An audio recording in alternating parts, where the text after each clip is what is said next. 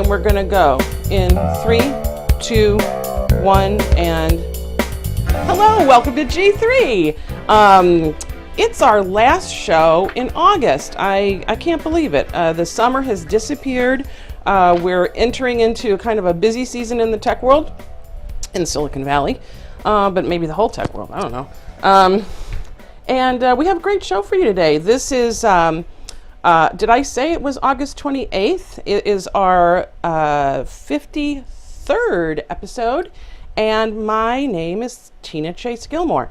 I almost forgot it just now. I almost forgot my own name. Okay, we have a fabulous show for you today. In my upper right-hand corner is the lovely, smart Rebecca Woodcock. Hi, Rebecca. Thank you, Tina. Hi. Rebecca, how's your weather in San Francisco? It's really hot. It's over really here, hot. It's unusually hot, right? Yeah, really unusual, but I'm not going to complain. Okay. Mary Hodder in my lower left. Hi, Mary. Hello. How is Mountain View doing weather-wise? Well, it's 82 here in the house. It's quite warm, but I've got the fan going. That's really, really bad, Mary. It's bad. Bring it down, bring it down. Hallie Sue Tucker. Hi, Hallie. Hi. From Boston. Boston weather, please. More snow, and then there'll be... Okay, I'm kidding. No snow. Not yet. Well, maybe for a week more. It's starting already. Are you having It's actually a lovely 77 California type day here. Amazing. It's the perfect Boston week, right? Well, actually, it was hotter earlier. This is perfect, and it's going to be hot again, 90s next week, and very, as you know, humid. Okay. All right. We love to do our little round the country weather report here. And from San Francisco, our special guest today is Gené Teare. Hi, Gené. Hi. You're experiencing hot weather there. You're at TechCrunch, and you're the director of the, I don't know if CrunchBase is a subsidiary of TechCrunch, or it's, why don't you can tell us that in a little bit, but Gené Teare is here from CrunchBase. Okay, so, you know, I wanted to show you something before we get into all of our techie stuff. Sometimes people hate it when I do this, because it's like, what are you doing? All right, this past week, so cool. And someone I had the pleasure to meet many, many years ago for just a little bit, the fabulous Grace Jones appeared at Afropunk in New York, a music festival. And let me just say, she you gotta check out her video or videos of her, and you know, maybe the whole festival. But she was fantastic. She was her body was painted in this tribal paint. It was reminiscent of something that Keith Haring painted her in the style that Keith Haring painted her in many years ago. This is a picture of her. Some of the paint is worn off. It was all very bright white, but now what you're seeing is sort of the middle is part of the costume. The rest is her body, but her whole body was painted. She was topless. She's 67 years old. She is still a powerhouse. Her voice is still strong and amazing. Her body's amazing, and God bless Grace Jones. She's still doing it, and she's still really cool. So that's my plug for powerful women. Yeah. All right. So, ladies, lots been going on this past weeks. What's been, what do you want to talk about? I mean, we've got lots of Facebook goings on. We've got lots of, we've seen the stock market. We've done all this stuff. We'd like to talk about some of that, but, or you want to, Hallie, you wanted to say something. I just hope we get to some Ashley Madison, because I got some great quotes from a article the guy did in 2012, and today he had to step down, the CEO, and they're just like last laugh department. Mm-hmm. So here's what they asked him: how does a business like yours get credibility? And he says, you can't create consumption like most businesses. We've got to convince people, that we have credibility. And then he quote, we provide a credible, confidential avenue for people who want to have an affair. Think about it.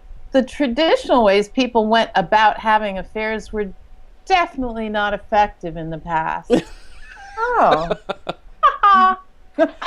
That's all.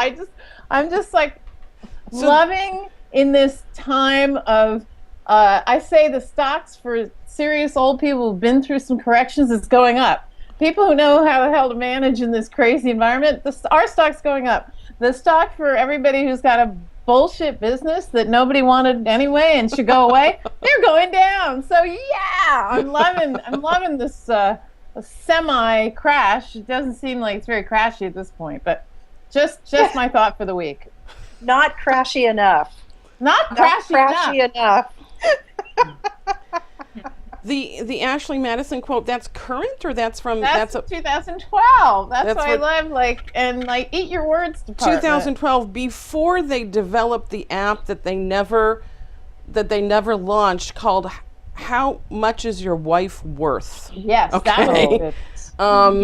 Not one of their better ideas. No. They were going to showcase photos of wives, and people would then respond with a cash dollar value of what they thought their wife was worth, and some sort of other rating system. Yeah, we got to wonder why that didn't fly.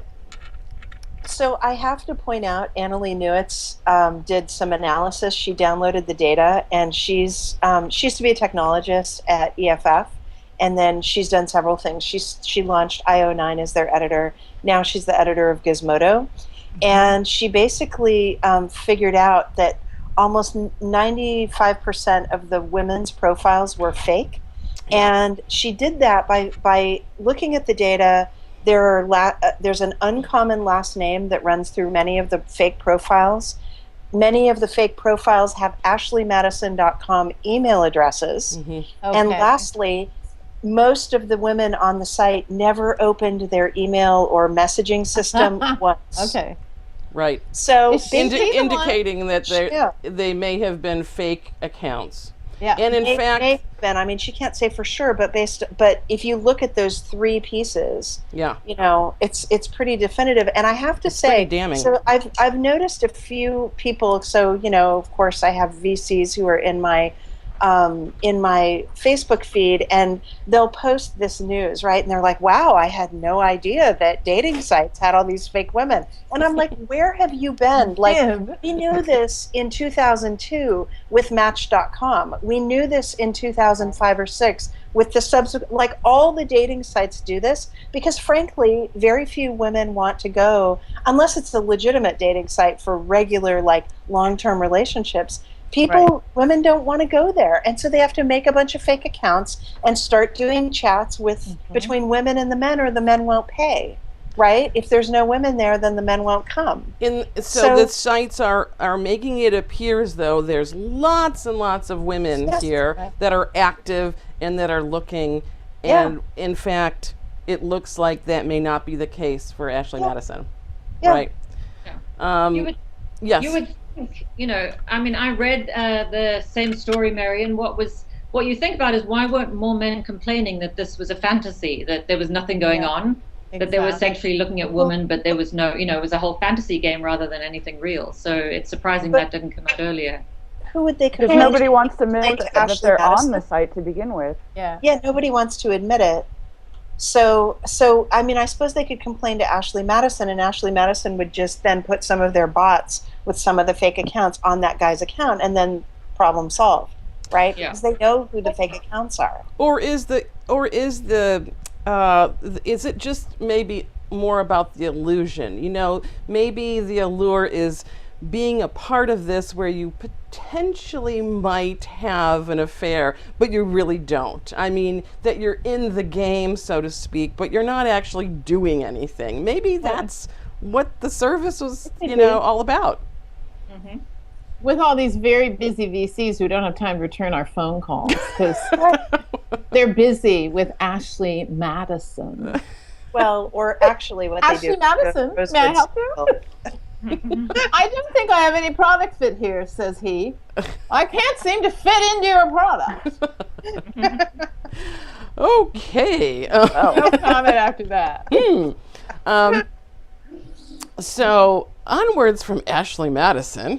Tell us, Miss Teare, who not only is she director of CrunchBase, she is also the lovely wife of a friend of ours, Keith Teare, who is a Gillmor Ganger regular. Coincidentally, actually. Coincidentally, this is true. So, Miss Teare, you have recently written a few articles that got our attention, and one titled, let me get it right, Female Founders on an Upward Trend According to CrunchBase. So what you and Ned Desmond, the COO of TechCrunch, wrote this article. What kind of upward trends are we seeing? So what was interesting, I'm embarrassed to say, CrunchBase has been around since 2006, but I'm embarrassed to say that only in March this year did we add gender data to CrunchBase. And because of the much broader discussion that's happening around tech in diversity and minorities and female participation, we decided this is, CrunchBase is a great data set. I've been at CrunchBase since 2008, and the data set has massively improved and grown. And so we thought, now I feel like there's a lot more that we can do with the data set to try and understand trends in tech. And looking at gender and female specifically, it's pretty binary. So it's something we could go back in time and do, and then start looking at what the data tells us. And what was interesting for me in doing this in March, and it took us a couple of months to get it all in place and to get it all ready, is that we had no idea what the data was going to tell us. We had absolutely no idea. What we found is we looked at funded companies from 2009 through to 2014. And we looked specifically at founders because we think, CrunchBase is very rich in startups, in technology, and we thought we're very strong on founders. So if we look at the founders as a subset, we can begin to understand some of the broader trends which might be happening in tech. So looking at female founders, what we found is that between 2009 and 2014, the number of companies with at least one female founder went up from about 9.5% to 18%. So it almost doubled in terms of the number of companies. And that, that was very exciting to look at. And the questions that it raises, which I'm sure all of the women on this panel have, thought about, is this a trend that is going to plateau? Is that where the numbers are going to settle? Or is this something that we're going to keep seeing grow? And then also, what has contributed to that? Why has there been, based on the CrunchBase data, we've seen the shift. Are we as women in tech have you experienced that shift personally from, as I say, 2009 to sort of the climate today in tech?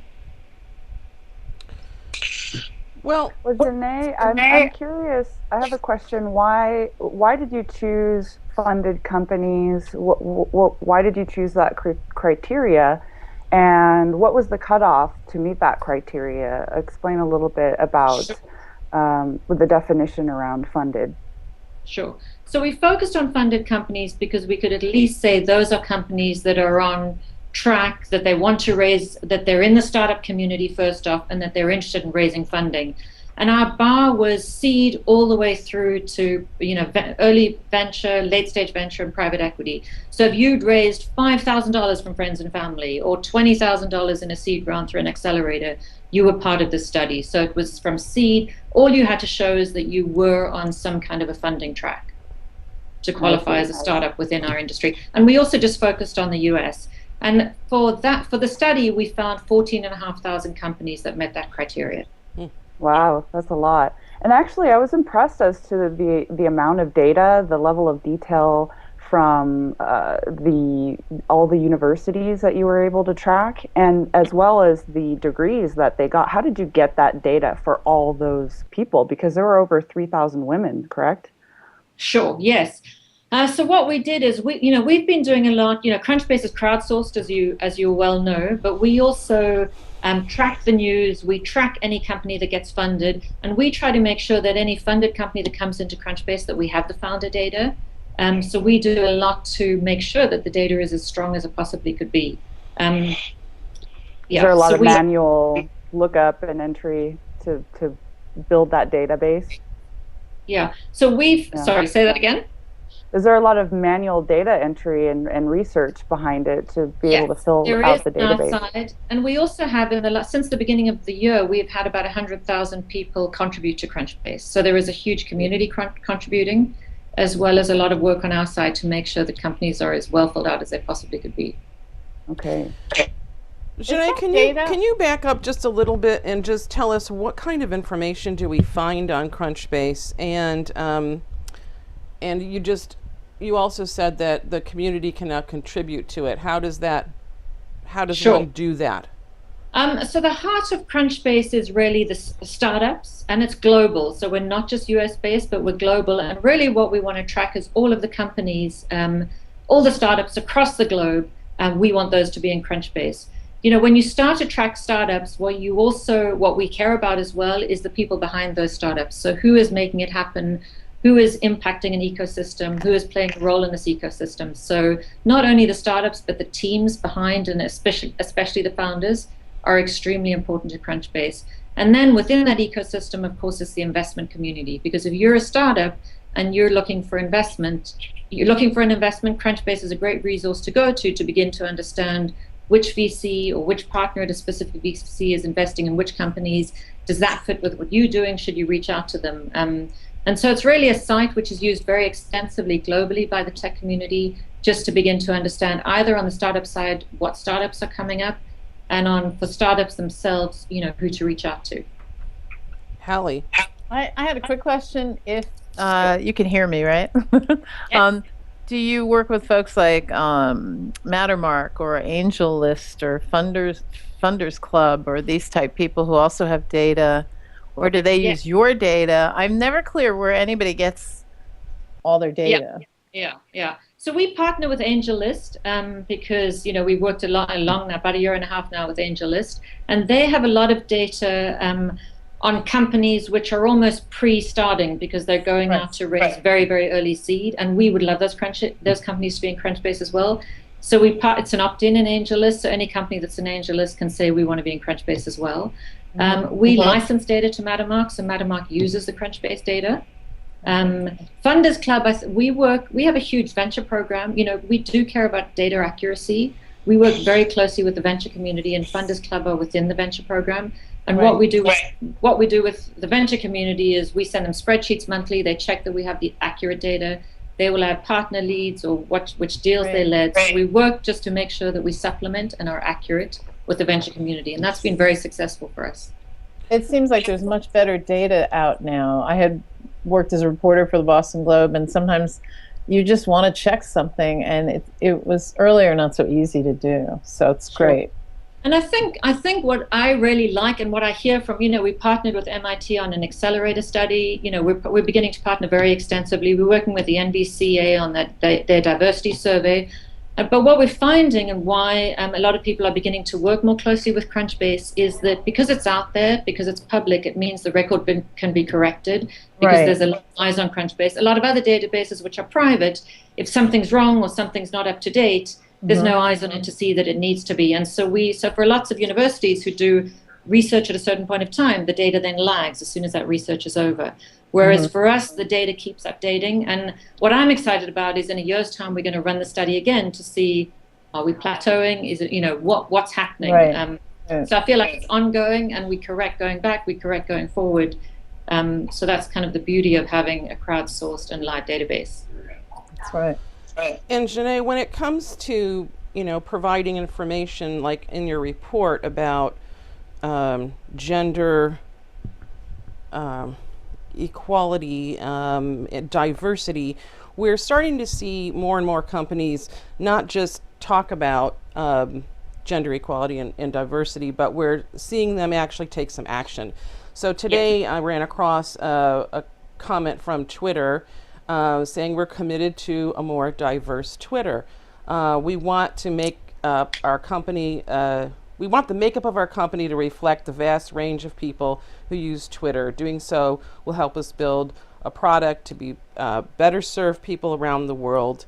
So, we're starting to see more and more commitment from tech companies based on, reports like yours.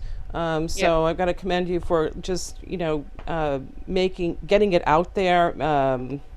We've been talking about it a lot on our show, and it's a great commitment that you're all making there. Yeah. Can we talk about the results a little bit? Rebecca, I'm sorry? I said, can we talk about the results a little bit? What I found most interesting was the educational background and what a difference it was between female and male founders. And anyway, I wanted to bring that up and see what everybody thought about that. Right. Was that from the second article about the Harvard, Stanford, and MIT on the top of the list? Right? Is that one? And it wasn't. Yeah, exactly. And it wasn't so surprising that they were at the top of the list, because they're at the top of the list for entrepreneurs in general. But what was fascinating and kind of a eye-opener was the educational background, and how I think most female founders had educational background of arts and sciences and public policy or something like that. Did I get that correct?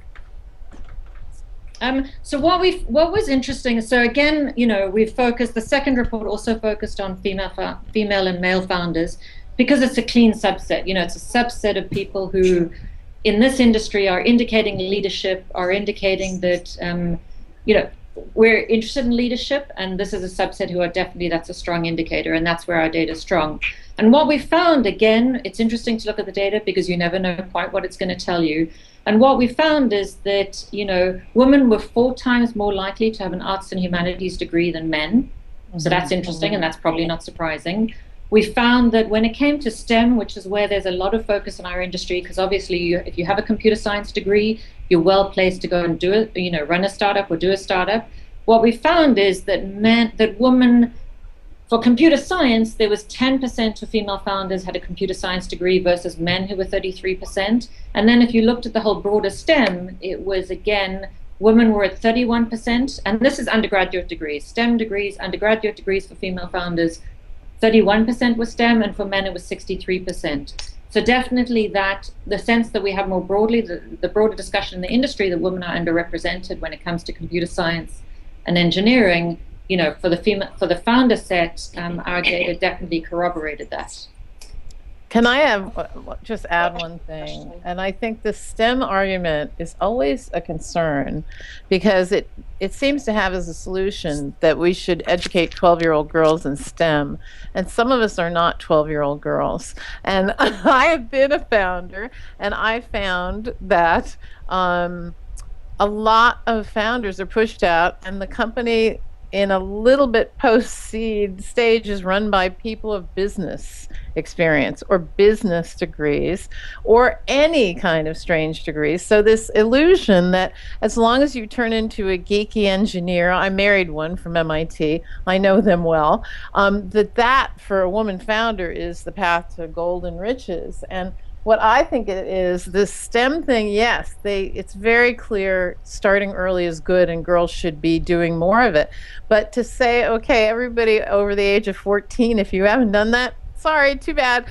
It's very specious as an argument, because I've never met any VCs who aren't quick to say, let's get this stupid geek out and replace him by a guy who went to business school or did any number of other business related things. So every time I hear the STEM argument, I get a little crazy. Now, you girls, am I wrong, right? Mary, what do you think? Well, actually, I looked at the data and I thought, I didn't draw a conclusion, but it did bring up the question, well, based on this data set, is it more important to encourage young girls to grow up in STEM education, or do we flip that on its head and say, actually, maybe we should put more priority into creating pathways for founders that have arts and humanities or social science backgrounds, or even other backgrounds? I mean, is that what the data supports? And I don't know the answer, but it at least brought up those two questions for me. And I don't think it really necessarily supports one or the other yet, but we're subject to our own opinion still, and more evidence as to what's the right path. What do you think? So I had two questions Go about this also that maybe you can answer. Is the data in line with the graduation rates of women in technical in STEM fields?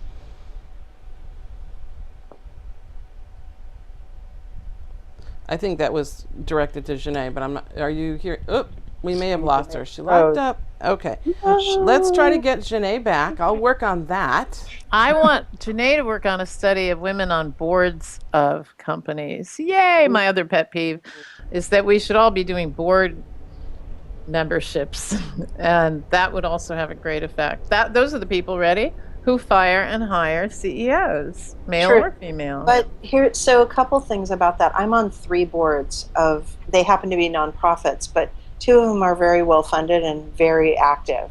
And there's only so much time you can spend on boards, plus do your own startup, plus, do your life. I mean, I understand. There's a certain limitation there. That said, I've had this guy who recruits people for corporate boards, for-profit boards, chasing me for the last 6 months, and I finally agreed to do a call with him. And we're supposed to chat, and he wants me to join a board, and I do understand the for-profit board structures and issues as well. But I mean, I think part of it is that that you need some experience, not just with making your own company, but sort of in multiple contexts before you can join a large corporate board. And I gather he's I guess I put enough of this stuff out there that he's figured out that I do have a bunch of that experience. I'm really sorry, my cat is crawling around. But so you could see him here on the edge. Anyway, he's been very clingy. I had to make an emergency trip last week and for a work thing, and he's been really clingy ever since. So here we go. Hello, kitty. Hello, internet. Anyway, also, hi, Gené. I hate pets, so I'm going to talk now. So anyway, I'm kidding, but hey, listen, thing, Mary, if a guy wants a woman on a board, then send that guy to some other women that could be on boards, because I do think that's what's happening. Is there's sort of get the idea there's 3 people that could be on boards, 3 women, and they don't know, what, the rest of the 8 billion women that qualify to be on boards should be contacted. It's like it's women speaking at conferences problem, that there's 5 people, the 5 well-known women that speak at every conference. Right. They want Katarina Fake and they want Marissa Mayer. And if they can't get those 2, no women are talking. Exactly. I mean, it's ridiculous. So yes, it's ridiculous. And I love your cat. When I talk with him, I definitely was going to give him a list of people that he should. We actually had a call scheduled for last week, but the trip nixed it. So it's. Yeah. And I'm going to Burning Man next week, and I'll be back on Wednesday night. And we're supposed to talk Thursday. So. Good Lord, is it Burning Man time already? Again? It totally is. Again, it's an annual thing. I know. It just felt like it was a couple of months ago. My goodness. That's why, I went 9 times, and then I took the last 2 years off because I needed that break. It's so much to get tickets in January and be planning your costume and all the dirt. The cleanup afterwards takes like 2 months. So it becomes this year-round thing all for a freaking week. And so this year we're going to go for 4 days, and we just got tickets 3 weeks ago. From someone we know that can't go, and we were just like, okay, let's make it a very short, we're going to clean up for the week after and we're done, like no more. And because I agree with you, it's just too much. Yeah. Are you going to do some crazy live streaming? What's your plan for Burning Man? We do have Wi-Fi in our camp. The camp next door is the one that makes it, and the guy who does it used to be in our camp. The camp nearby is the infrastructure camp for Burning Man. And so we have already, I've heard from the folks that are in early setup that they've got the Wi-Fi set up for our camp. But that said, I mean, it's not strong enough for video. I think I could email with you. That's about it. Uh-oh. So, okay. Yeah, that's all we're getting, or texting out of my phone or whatever, but it's just not gonna, and I'm not bringing my computer, so sorry. It's gonna all be fun. Hey, we better ask I want Gené again. Because Okay. Rebecca needs an answer to that data question. Yeah, Rebecca's and I burning would up. like to know also about, whether or not the numbers for women in founders who have technical degrees reflects the numbers that are coming out of universities. In other words, are there more founders with STEM degrees in tech, in tech startups, or are there less? Or is it pretty much in line? Because if it's in line, I mean, maybe we do need more women who are doing STEM training. I certainly think it would be great. But if it's in line, that would be normal. You know what I mean? Okay. I'm not sure if Gené's hearing us right now. Yes, no, I am. Oh, okay. So, so for me, the bigger issue here is there's a huge divergence in numbers. That overall, when you looked at the study, 15.5% of the companies had one female founder. So I think, I like the idea of arts and humanities founders. I think those people are creative. They have great backgrounds. There are many, leading women in our industry who come from the arts and humanities kind of side of the table. So I don't think the report necessarily tells you what. It's just saying what the data shows us. Right. But certainly the bigger discussion here is, one is around what are people studying, and the other discussion is what are their aspirations, and why is there such a big divergence in, female founders versus male founders. So that's a bigger theme for me, and how that shifts or what shifts. And that's something that I think goes all the way to, when you're a teenager and what your aspirations are and what you think you can do and what your family culture is. And so I think there's a much broader cultural or gender discussion around women and the workplace and your aspirations and where you fit in, that this doesn't talk about. But I think there's something, much bigger here, I guess, going on. So I would agree with that too. I guess the other question I have is, the way that women are less participating in the later rounds of funding, that the number of women founders drop over time. That is concerning, and I wonder if that reflects a lack of confidence in the more, in the softer sciences, as it were, the liberal arts, the whatever. Although I have to say, I was in the airport last week, and or less confidence in women. Well, or is it less confidence in women? Or chronology? Is it chronological?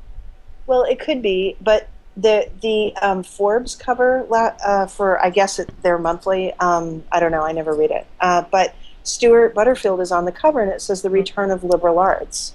And they do a whole article, I mean, I kind of stood there and leafed through it, about liberal arts founders in startups and why they are actually better at founding companies, because there's so many different disciplines that you have to bring in and so many things you have to see. And if you only see the engineering perspective, you're more actually holistic at quite view. a deficit. Yeah. Mm-hmm. And so I liked it. I also thought it was really funny that he was wearing a tie. I'm like, what is Stuart doing wearing a tie? Who is this person? I know. I was like, what are you doing on the cover of Forbes in a tie?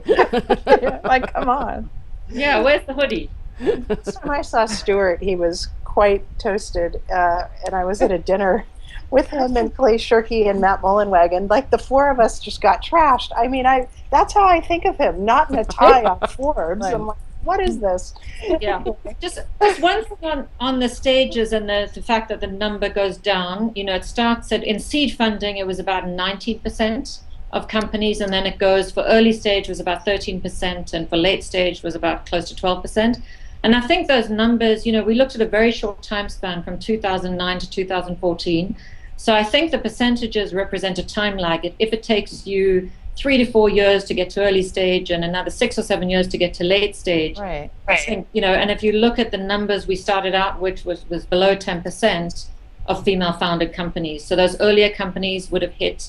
So I think actually in our study, the late stage and the early stage venture and late stage venture, even though it comes down in percentage, I think if you look at where we started, I think those numbers are going to go up. So I don't think that represents a sort of confidence gap for women. I think a lot of women who've gone out, who are founding companies, these are women who are pretty, we all lack confidence in some ways, but I think these are pretty confident individuals. So I think those numbers will shift as we do this report again. So you mean those people were not in that sample?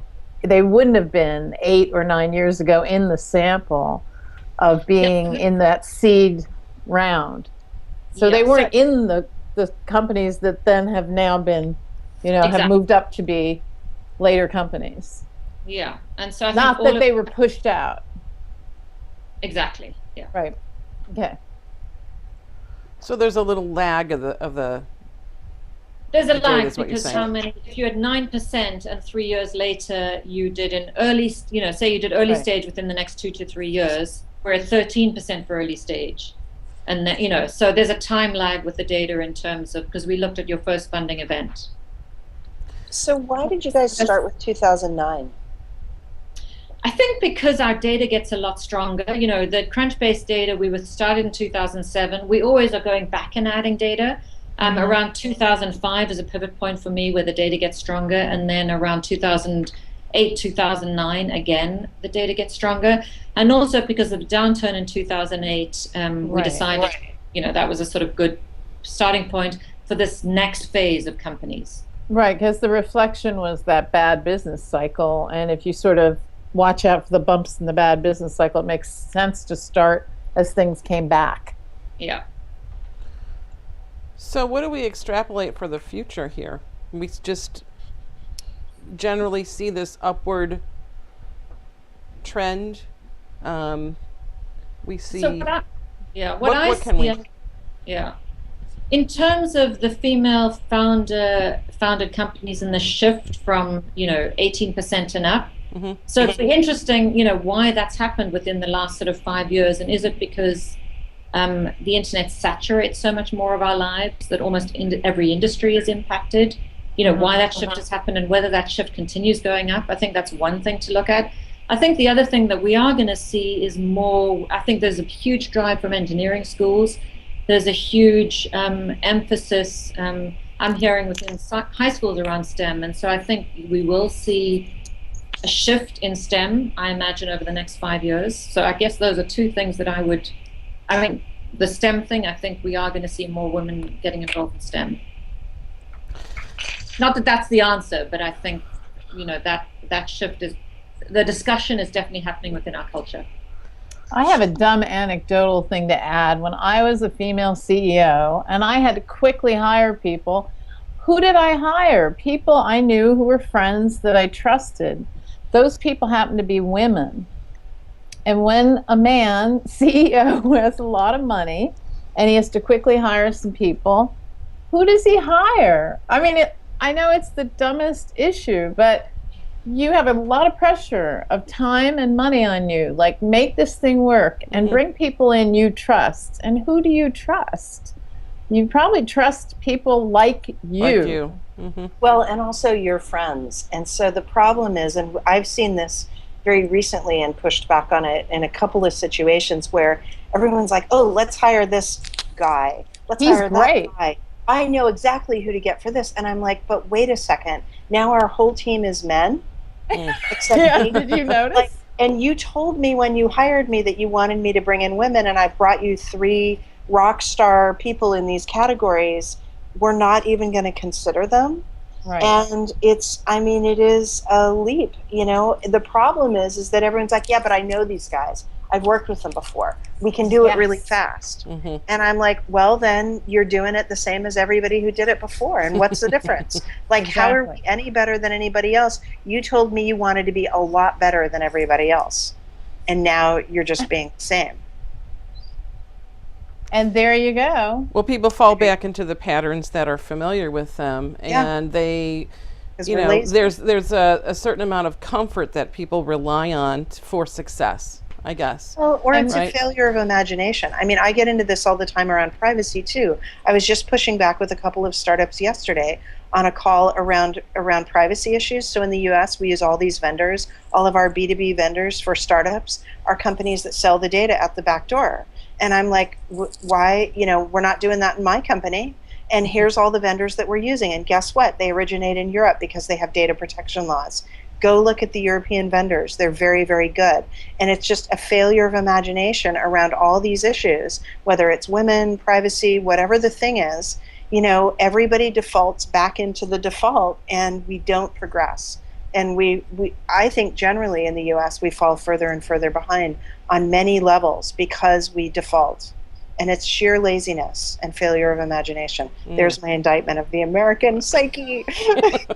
Well, I was reading a piece, and I can't remember what book this came from, but it was a woman talking about business, and she posited the notion of the ideal worker. The ideal worker is somebody who is probably not married, is probably male, is probably young, can go travel, do anything, can go make a presentation in New York and pitch to somebody in California the next day, and on and on.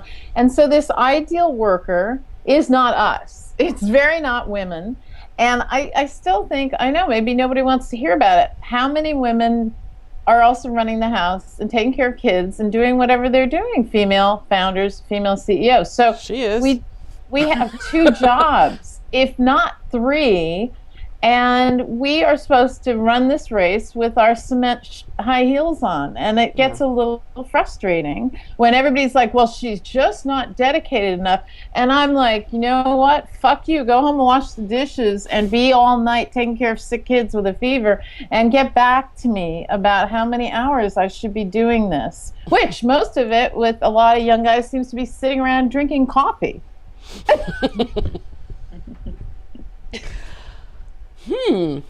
Now you knew I was going to say something like that. I knew you were going to say something like that. Of course you're going to say something like that.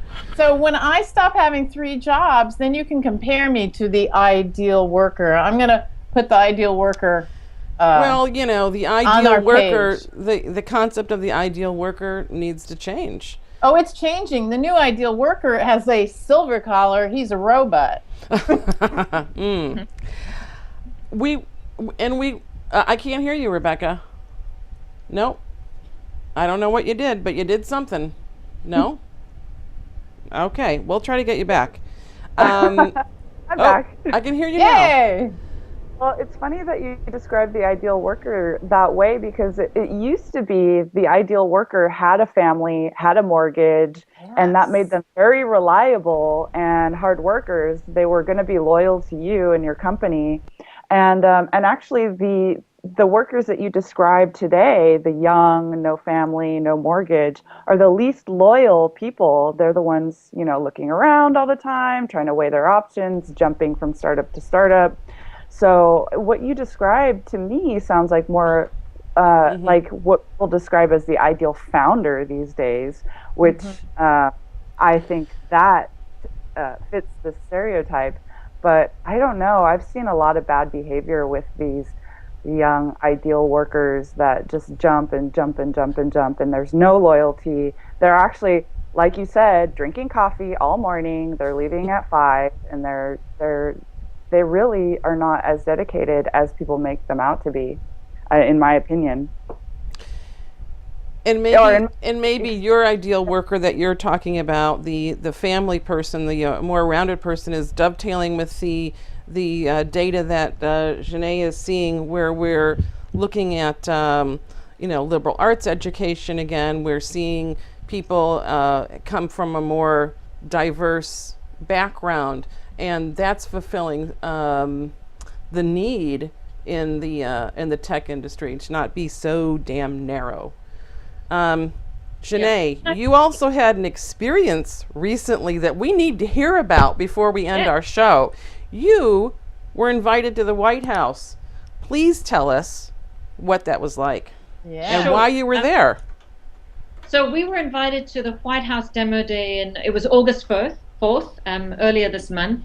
And it was a big surprise because we've been doing a lot of work around diversity and, circling a lot of the organizations who are involved, and they're connected to the White House and connected to the demo day. And so we were very keen to go. However, we got the invite the Saturday before the Tuesday of the event. So it was a last minute scramble, and we were warned that sometimes things come in pretty late. And so we were like, we're going. And it was incredibly exciting. They had, I think, over 30 startups in the White House who were demoing. President Obama was more than gracious. And interestingly enough, you see him a lot on screen. He looks like he looks on screen, he looks in person. And a lot of actors that I've seen, you do these celebrity sightings, and they look smaller and they look very different. He looked like himself. He was gracious, he was kind. I don't know how many speeches he does like this a day, but he made jokes throughout the ceremony. So it was warm. It was it was a great event to be at. It was. And then they allowed us, and apparently they don't often allow you to do this, is we were in where they typically do the press announcements for the White House. We were in that room, and then in that whole area were all of the presidential paintings, and so we were allowed to wander around, talk to the startups, as well as look at all of those presidential paintings. Incredible paintings. So it was quite an experience, and apparently it's not often that they open the White House up for that long and allow people to walk through and wander through. So it was great. I met Megan Smith. I've met her before. Yeah, so that was fun. I did not shake Obama's hand. There were a lot of startups in the room. But it was very exciting to be there, and I think it talks to the fact that Obama, I think he's very interested in technology. He's very interested in promoting technology. I think the White House has expressed that they're doing a lot. They're very interested in diversity as well, and I definitely feel like he's a rule breaker. I don't think he's someone, just hearing him speak, who wants to do things the way they've been done before. He's someone who says, let's change things up, let's do this differently. And so I definitely got that sort of feeling being there, that he's that kind of a person. So it was great. It was a great experience. Sounds great. Was this demo day, was this something that's gone on before? Because I don't recall it. Yeah. So I think this is the first ever. Okay. Never done it before. I'm glad I'm not out of the loop. I just thought, hey, maybe it's been going on forever and I just didn't know. But Gené, I'm friends with Gené in real life and on Facebook, and Gené posted some remarkable photos, and I when she was in the White House, and I looked at it, I'm like, oh my goodness, she is actually photographing the lawn from the inside of the White House. It was just a fabulous photograph, and as you said, also the presidential portraits that are in I think in the hallway or the gallery. It just, remarkable. It was really fun to see you do that in real time and get to share that in a way with you. But what a great experience. I'm so glad someone from our community is there doing things. I know that there were a lot of people there that day. But what a thrill. Yeah, it was wonderful. What was the security like? What did you have to do to be able to get in the White House? And did you take any mementos? Because Barbara Walters used to always take something from the White House. So I'd like to know if you got a napkin or something with the White House seal on it. I did not nick anything from the White House. We did. Nothing that you're going to admit to. Popcorn or something, something as we entered. Yeah, it was interesting because they said you had to be there at 2:00 by the gate, and then so there was a whole long line by the gate. And then we stood there for about 15 or 20 minutes. And then we were told not to bring handbags, not to bring computer. We could bring our phone. We could tweet, but no handbags. So I wanted to bring my laptop, and so we left that all behind. And it was pretty efficient. You had a long line. You waited for about 10 or 15 minutes, and then you sort of walked through. You went through a security a little bit like you do at the airport, where some people did bring bags. That goes through, and then you through. People. There were lots of people. Not security, they were sort of in these jackets with these blazers, and they all looked, these outfits looked like they were from 100 or 150 years ago, standing in every room, at very, very polite, very helpful. So, yeah.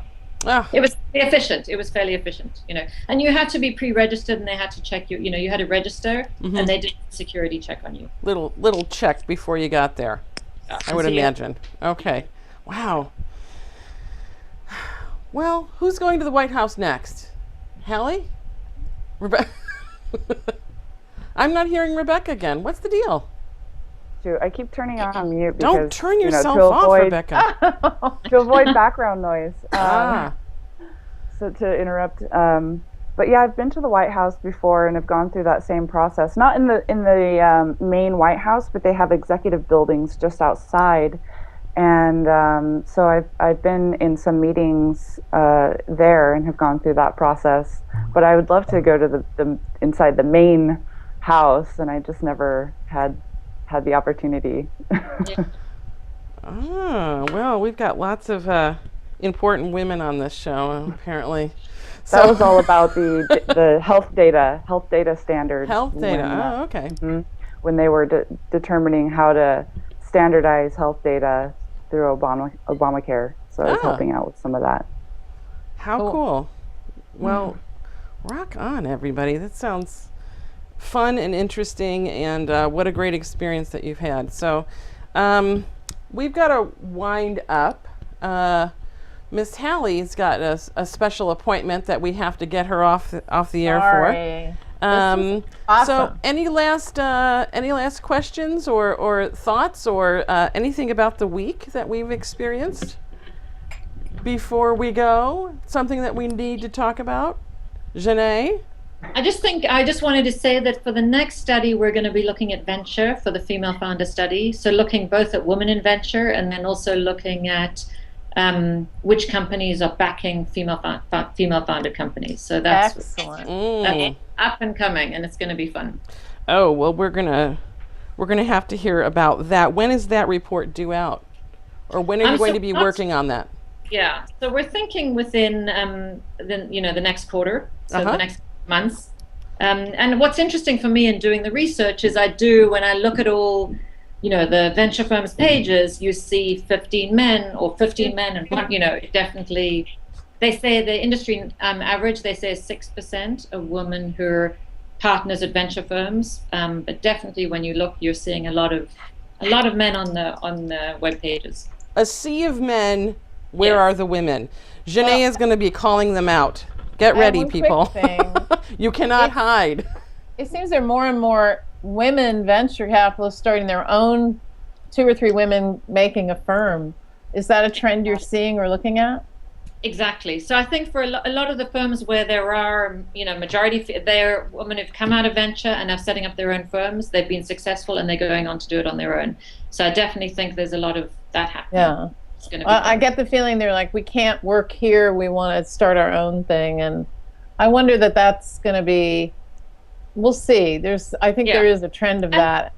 And the other trend that we're also seeing within the venture community is a lot of female angels coming into the ecosystem, a lot of women who've been successful in tech, in business, and are now saying we want to get involved in angel investing. And so that's a whole, there's been a lot of discussion. I think there was just one announced today. But definitely a much stronger force of women in angel, which will also ripple through into the venture community. It's great. Gené, do you collect data around board seats and which companies have women as board members, or who the board members are on companies? We do. Or is that something? Okay. Yay! We love that too. That's a good angle. All right, I gotta go. Okay, Hallie has to go. Hallie has to drop, so run out of here. We're going to wind up. Thank you to Ustream. We use Ustream services to stream live and record G3 as well as the Gillmor Gang. The Gillmor Gang will be recording today at what time? 1 o'clock. 1 o'clock. It's usual time this week. That means, in like an hour. Okay. So join in with the Gillmor Gang in about an hour. And thank you to New Tech and their wonderful TriCaster. Here it is. Well, at least this is part of it. This is my interface. This is what I get connected to with the with the TriCaster. Thank you to New Tech again for supporting us. And thanks to everybody. Thanks for Hallie being on the show today. Rebecca, thanks for being here. I'm glad you worked out your internet problems today. It held up. More or less. Gené, thank you so much for coming on our show. We've been talking about this for a while, and I'm glad that we were able to make it happen. And, oh, look at that. And I lost Mary. Oh, no. There she is. And thank you, Mary, for being here as well. All right, everybody. Let me get my logo ready, and we'll say until next week, bye-bye. Bye-bye. Bye-bye. Thank you.